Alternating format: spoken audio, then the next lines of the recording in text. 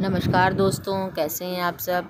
I hope अच्छे होंगे। सबसे पहले आप सबको गंगा दशहरा की, माँ गंगा के पृथ्वी पर अवतरण की बहुत बहुत बधाई हो। और आज का दिन सोमवार है तो भोले बाबा को भी बहुत बहुत प्रणाम है और उनकी तरफ से भी आप सबको बहुत बहुत आशीर्वाद है।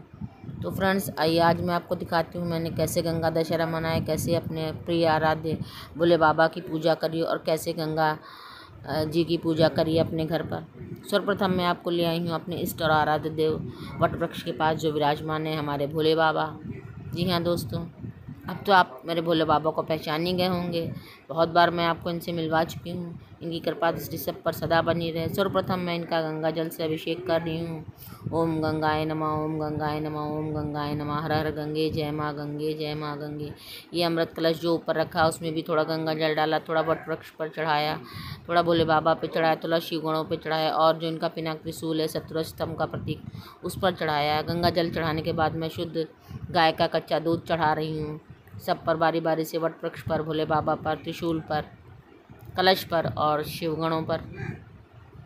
अब उसके बाद मैं साधारण शुद्ध ताजे जल से भोले बाबा का अभिषेक करूँगी। ये देखिए, ये पिनाक त्रिशूल है हमारा भोले बाबा का। ये सत्व स्तंभ का प्रतीक होता है, त्रिगुण तीनों गुणों का प्रतीक होता है, सत्व रज और तम। पिनाक त्रिशूल होता है और जो इनके पास नाग देवता विराजमान होते हैं वो वासुकी नाग देवता होते हैं दोस्तों। ये देखिए, वट वृक्ष की पूजा मैं आपको दिखा चुकी। अब हम इसमें पीला चंदन, हमारा जो अष्टगंध चंदन है वो अर्पित कर रहे हैं बरगद देवता को। उसके बाद अपने भोले बाबा को अर्पित करेंगे, त्रिशूल को अर्पित करेंगे। ये देखिए, तीनों रेखाओं पर लगाएंगे, शिव गणों को लगाएंगे। लगाते समय हम हर समय मन में ओम नमः शिवाय, ओम नमः शिवाय, हर हर गंगे, जय माँ गंगे, जय माँ भागीरथी गंगे, देवों के देव महादेव की जय, नाथों के नाथ पशुपतिनाथ, दीनानाथ, शंभुनाथ, गौरीनाथ, हर हर महादेव शंभु। आपकी कृपा दृष्टि सदा बनी रहे हम पर। कालों के काले महाकाल प्रभु मेरी लाज ना जाए। ये देखिए, चंदन का लेप कर रहे हैं हम भोले बाबा के ऊपर। अब इस चंदन से हम त्रिपुंड बनाएंगे। जी हाँ, 3 रेखाओं को जो हम तिलक लगाते हैं भोले बाबा को उसको त्रिपुंड कहते हैं। जैसे कि लोग अपने मस्तक पर धारण करते हैं, पहले भोले बाबा को हम लगाएंगे। ये इस तरीके से देखिए, त्रिपुंड लगाएंगे चंदन से। पीला चंदन है, अष्टगंध चंदन आता है, गोपी चंदन आता है, फिर हमने उससे राम लिखा है पीले चंदन से भोले बाबा के ऊपर, क्योंकि राम जी उनके बहुत ही आराध्य हैं। दोनों एक दूसरे को अपना आराध्य मानते हैं। रामेश्वर नाम इसी से पड़ा। राम के जो ईश्वर हैं वो है रामेश्वर, या राम जिनके ईश्वर हैं वो है रामेश्वर। ये देखिए, अब हमने स्वास्तिक बना दिया है पीले चंदन से ही। और पीले चंदन से ही हम ओम, जो भोले बाबा का प्रिय मंत्र है, ओम नमः शिवाय, ओम नमः शिवाय, ओम नमः शिवाय, ओम को बना दिया है उनके ऊपर। ओम दोस्तों, हम जानते होंगे पूरी पृथ्वी का जो सबसे ध्वनि आती रहती है, ओम की ध्वनि हर समय हमारे वातावरण में गूंजती रहती है और ओम ही आधारभूत है। ओम के ऊपर ही पूरी पृथ्वी टिकी हुई। अब हम अक्षत चढ़ा रहे हैं, वट वृक्ष पर अक्षत चढ़ा रहे हैं, त्रिशूल पर चढ़ाएंगे, ये फिर अपने शिवगणों पर चढ़ाएंगे, भोले बाबा पर चढ़ाएंगे। अमृत कलश जैसा है हमारा ऊपर है, जो हमने अक्षय तृतीया के दिन से रखा जाता है। हमने मोहिनी एकादशी के दिन रखा था दोस्तों, उसकी भी पूजा करेंगे। उसके बाद हम ये पीले कनेर के पुष्प हैं जो भोले बाबा को बहुत ही प्रिय पुष्प हैं, उनको अर्पण करेंगे भोलेनाथ को। और फ्रेंड्स, हम जो भी कुछ चढ़ाते जाएंगे उस सामग्री का नाम लेके वो सामग्री समर्पयामी बोलते रहते हैं। और कोई सामग्री की हमारे पास अभाव है तो उसका मंत्र पढ़ करके ऐसे ही हम जल छोड़ देते हैं। और आप तो जानते हैं भोले बाबा कितने सीधे साधे भोले वाले हैं और भगवान भाव के भूखे रहते हैं। हम मन से, श्रद्धा से, सच्ची भक्ति भावना से जो भी कुछ अर्पण करते हैं वो प्रभु जरूर स्वीकार करते हैं और अपना कृपा दृष्टि आशीर्वाद हम सब पर सदा बनाए रखते हैं। और ये हमने उनके प्रिय मदार के पुष्प, जी हाँ, ये मेरे यहाँ लगे हुए हैं मेरे बागीचे में। मैंने आपको दिखाया है पेड़ मदार के पुष्प लगे हुए, उनसे मैंने भोले बाबा का श्रृंगार कर दिया है। अब लौंग कपूर से भोले बाबा की आरती कर रहे हैं, धूप बत्ती जला रहे हैं, वट वृक्ष की आरती कर रहे हैं, त्रिशूल की, कलश की, सबकी आरती कर रहे हैं फ्रेंड्स। सबके लिए प्रार्थना कर रहे हैं कि भोले बाबा सब पर कृपा दृष्टि बनाए रखें। शुभम करोति कल्याणम आरोग्यम धनसंपदा शत्रु बुद्धि विनाशाय दीप ज्योतिर्नमोस्तुते। ओम नमः शिवाय। हर हर महादेव, हर हर महादेव, हर हर महादेव। अब दोस्तों, हम आ गए हैं अपने पूजा घर में। हाँ दोस्तों, जो मेरे पूजा घर का मंदिर है मैं वहाँ पर आ गई हूँ। वहाँ के आपको दर्शन करें। प्रथम पूज गणपति महाराज की जय हो। और यहाँ पे मैंने गंगा माता की पूजा की, जो भी कुछ छोटी मोटी तैयारी अपनी श्रद्धा सामर्थ्य के अनुसार लॉकडाउन के चलते हुए जो भी कुछ अरेंज कर पाई हूँ, उसमें ही मैं आपको आज गंगा माँ की पूजा करके दिखाऊंगी। फ्रेंड्स, आज पहली बार मैं गंगा माता की इस तरीके से अपने घर में पूजा कर रही हूँ। नहीं तो हर बार हम लोग गंगा दशहरा के दिन नहाने वाले जल में गंगा जल मिला करके ओम गंगे च यमुने च नर्मदे सिंधु कावेरी गोदावरी अस्मिन् जले सन्निधि कुरु, गंगा बड़ी गोदावरी तीरथ बड़े प्रयाग सबसे बड़ी अयोध्या जहाँ रामलीला अवतार, ऐसा बोल करके गंगा जल में मिला करके स्नान करते थे और नियमित रूप से अपनी जैसे पूजा करते थे वही करते थे।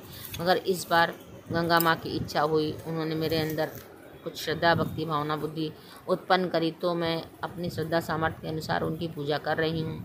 चलिए आपको दिखाती हूँ। सर्वप्रथम मैंने ये स्टील का एक पात्र लिया है। ये दोस्तों बहुत पुराना पात्र है, इसे मैं बेंगलोर से लाई थी और इसमें पूजा की सामग्री रखते हैं। तो आज मैंने सोचा क्यों ना इसमें ही मैं गंगा माँ का आवाहन करूँ। सर्वप्रथम मैं इस कटोरी में मैंने थोड़ा सा कच्चा दूध लिया, गाय का कच्चा दूध जो हमने भोले बाबा को चढ़ाया था, कुछ कनेर के पुष्प, थोड़े अक्षत और गंगा जल मिला करके सर्वप्रथम वो मैंने इस बर्तन में डाला है। ओम गंगाय नमः, ओम गंगाय नमः, ओम गंगाय नमः, ओम गंगाय नमः, ओम गंगाय नमः करके उनका आवाहन करते हैं। उसके बाद हम साधारण जो ताज़ा जल हमने भरा है वो हम उससे पूरे पात्र को भरते हैं और अब हम इस पात्र को गंगा नदी का रूप मानते हुए ही आगे की सारी पूजा विधि इसमें संपन्न करेंगे। फ्रेंड्स, अपनी श्रद्धा सामर्थ्य दिखाते हैं, जैसा भी मुझे आता है, जितना भी ज्ञान बुद्धि मुझे भगवान ने दिया है उस आधार पर मैं करती हूँ। और इस पूरी प्रक्रिया में हम जय माँ गंगे, जय माँ गंगे, हर हर गंगे, ओम नमः शिवाय, जय माँ भागीरथी गंगे, जय माँ पतित पावनी गंगे, इस तरह से उनके नामों का उच्चारण करते रहते हैं।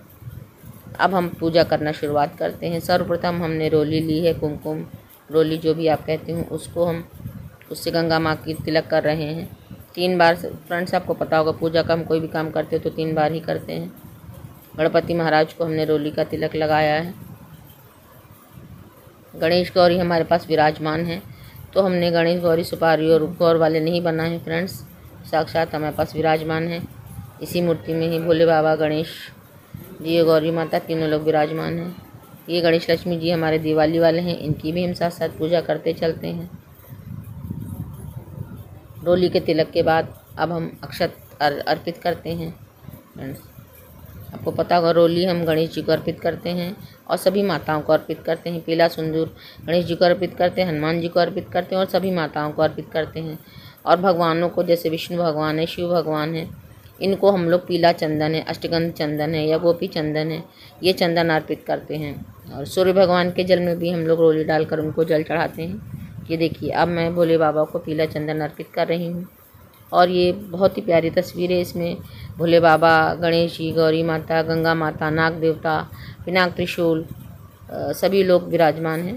तो इसीलिए इस फ़ोटो के पास ही मैंने गंगा माँ का आह्वान किया है और इसमें ही मैं उनकी पूजा कर रही हूँ। चंद्रमा जी भी इसी में विराजमान, ये देखिए, इसमें ही मैं गंगा माता की पूजा कर रही हूँ। ये तिल को अपने पूर्वजों को मुक्ति प्रदान करने के लिए, मोक्ष प्रदान करने के लिए ओम स्वाहा, ओम स्वाहा, ओम स्वाहा 3 बार बोल के हम इसी जल में छोड़ देंगे, गंगा जी में छोड़ देंगे।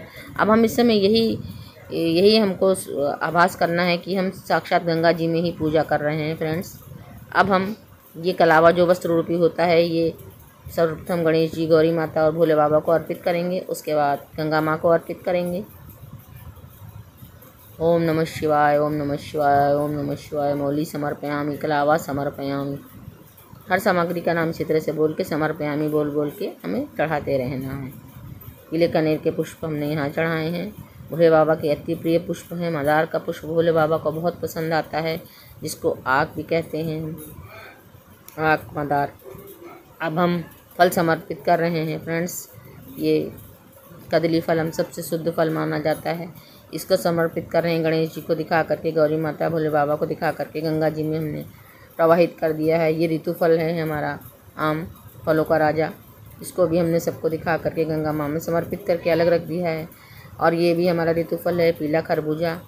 और ये हमारा है मेवा, खजूर का मेवा है, इसको हमने सबको भोग लगा के गणेश जी को दिखा के, गौरी माता को दिखा करके गंगा जी में एक अर्पित कर दिया है। फ्रेंड, इस तरह से ये मेरे 5 चीज़ें हो गई हैं। 2 केले, 1 आम, 1 खरबूजा और खजूर मिला करके 5 फल हो गए हैं। अब हम, जैसे कि दशमी तिथि है गंगा जी की, गंगा अवतरण की, दशमी तिथि है तो हम 10 तिल के तेल के दिए गंगा जी में प्रवाहित करेंगे। जैसे हम लोग नदी में जाते हैं तो वहाँ पे गंगा जी में जो प्रवाहित करते हैं दीपक, उसी प्रकार से यहाँ पर करेंगे। उसके पहले हमने धूपबत्ती और लौंगो कपूर की आरती कर दी है, गंगा माँ की, गणेश भगवान की, सर्वप्रथम भोले बाबा की। उसके बाद इन 10 दीपों को प्रज्वलित करके अब इसमें से 5 दीपक हम गंगा जी में प्रवाहित करेंगे और बाकी के 5 दीपक भोले बाबा और गणेश जी के सामने आगे उनके आसपास गंगा जी के चारों ओर सजा देंगे। पहले इन सभी 10 दियों से हम गणेश जी की आरती और पूरे मंदिर में जितने भी देवी देवता विराजमान हैं सबकी आरती करेंगे। अपने पूर्वजों की भी आरती करेंगे। जो मेरे दक्षिण दिशा में अलमारी है पूजा घर में, वहाँ पर विराजमान है मेरे दादा दादी और मेरी माता श्री। उन सब की आरती करने के बाद, एक परिक्रमा करने के बाद, अब हम 5 दीपक को गंगा जी में प्रवाहित कर देंगे। शुभम करोति कल्याणम आरोग्यम धन संपदा शत्रु बुद्धि विनाशाय दीप ज्योतिर्नमोस्तुते। फ्रेंड्स, हम इसमें देसी घी के दिए भी जला सकते हैं, मगर गंगा जी का जल जैसे ठंडा होता है तो उसमें देसी घी जाके जम जाता है और दिए बुझ जाते हैं। और तिल का तेल हमारा लिक्विड में रहता है तो इसलिए दीपक हमारे आराम से जलते रहते हैं, बुझते नहीं हैं। ऐसे हाथ लगा करके हम को प्रवाहित कर देंगे। और बत्ती इसमें जो बनाते हैं वो सिंगल कभी नहीं बनाते, लंबी वाली 2 बत्तियों को जोड़ करके एक बत्ती बनाते हैं, फिर उन 2 बत्तियों को जोड़ करके एक बत्ती बनाकर तब वो जलाते हैं। लंगोपुर की आरती भी हमने करी, धूप की आरती भी करी और अब हम 5 दिए अपने गंगा जी में प्रवाहित कर रहे हैं। आप देख रहे हैं फ्रेंड्स, कितना अद्भुत नज़ारा लग रहा है, इतना सुंदर लग रहा है और मुझे बहुत आनंद आया इस पूजा को करने में, जो मैं बयान नहीं कर सकती, क्योंकि प्रथम बार मैंने इस तरीके से गंगा जी का पूजन अर्चन, वंदना, अर्चना, क्षमा प्रार्थना, कुछ भी है, आरती जो भी कुछ अपनी श्रद्धा सामर्थ्य अनुसार भक्ति भाव से की, तो मुझे तो बहुत ही आनंद आया। फ्रेंड्स, इनके अवतरण की कथा आप सब जानते ही हैं कि ब्रह्मा जी के कमंडल में विराजमान रहती हैं, विष्णु भगवान के दाहिने पैर के अंगूठे में विराजमान रहती हैं। वहाँ से इनका प्रादुर्भाव हुआ और भागीरथ जी ने अपने पूर्वजों को तारने के लिए इनको लाना चाहा धरती पर। उनके पहले के कई पूर्वज ने प्रयास किया मगर कोई सफल नहीं हुआ, मगर भागीरथ जी ने कठिन तपस्या से ये इसको संभव कर दिखाया। तो अक्षय तृतीया के दिन ये हिमालय पर्वत पर आ गई थी, मगर वहाँ से इनका इतना प्रवाह था कि अगर ये सीधा आ जाती तो पृथ्वी प्रलय, जल प्रलय हो जाता। तब सबने भोले बाबा से प्रार्थना की कि आप अपनी जटाओं में उनको स्थान दें। तो भोले बाबा ने आज के दिन ही उनको अपनी जटाओं में स्थान दिया और उसके बाद एक जटा खोली तो उस जटा से इनका प्रवाह हुआ और भागीरथ जी के पीछे पीछे ये कपिल मुनि के आश्रम तक गई, जहाँ पे उनके 60,000 पूर्वज जले हुए, झुलसे हुए पड़े हुए थे कपिल मुनि के शाप से, उनको मुक्ति दिलाई। तभी से गंगा माँ को मुक्तिदायिनी, मोक्षदाता, पतित पावनी माँ गंगा कहा जाता है। और इस प्रकार से ये मेरी पूजा संपन्न होती है। आप बताइएगा आपको ये मेरी पूजा विधि और ये सब किस तरह से अच्छा लगा या नहीं लगा, कैसा लगा, कुछ देखने को समझने को मिला आपको। फ्रेंड्स, मैं यही आशा करती हूँ कि आप सबको पसंद आया होगा। मैंने बहुत ही श्रद्धा सामर्थ्य के अनुसार, अपनी भक्ति भावना के अनुसार किया है और मुझे बहुत ही आनंद आया। ये देखिए कितना प्यारे लग रहे हैं, पानी में दिए हमारे तैर रहे हैं, इतना सुंदर अद्भुत नज़ारा है कि मैं इसका वर्णन नहीं कर सकती। फ्रेंड्स, अब उसके बाद सारी पूजा करने के बाद हमें दक्षिणा भी चढ़ानी होती है। हाँ फ्रेंड्स, तो अपनी श्रद्धा सामर्थ्य अनुसार मैंने भोले बाबा, गणेश जी, गौरी माता को दक्षिणा अर्पित की और अपनी गंगा मैया को दक्षिणा अर्पित की। हर हर गंगे, जय माँ पतित पावनी गंगे, जय माँ भागीरथी गंगे। हे गंगा मैया, सभी के कष्टों को दूर करो, सबके रोगों दोषों पापों को मिटाओ माता, सबके ऊपर दया दृष्टि बनाए रखो। अपने शीतल जल में सबको हमेशा स्नान, आचमन, ध्यान करने का अवसर प्रदान करो। तो फ्रेंड्स, इसी के साथ में गंगा मैया भोले बाबा के शीश पे विराजमान रहती हैं।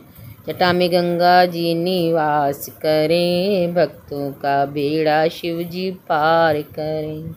ये देखिए फ्रेंड्स, अब हमारी पूजा संपूर्ण हो गई है। आप सबको गंगा दशहरा की फिर से एक बार बहुत बहुत बधाई, बहुत बहुत शुभकामनाएं। आप सब मुझे कमेंट करके बताइएगा किसने किसने गंगा दशहरा मनाया, कैसे मनाया। और ये हमारी बनारस की गंगा मैया हैं, इनका आप लोग दर्शन कर रहे हैं। देखिए कितनी सुंदर लग रही हैं, शांत शीतल जल और ये लहरों का जो उतार चढ़ाव दिख रहा है, बहुत ही खूबसूरत लग रहा है। फ्रेंड्स, बहुत बार मुझे गंगा जी में स्नान करने का अवसर मिला है बनारस में। जय माँ गंगे, हर हर गंगे, जय माँ।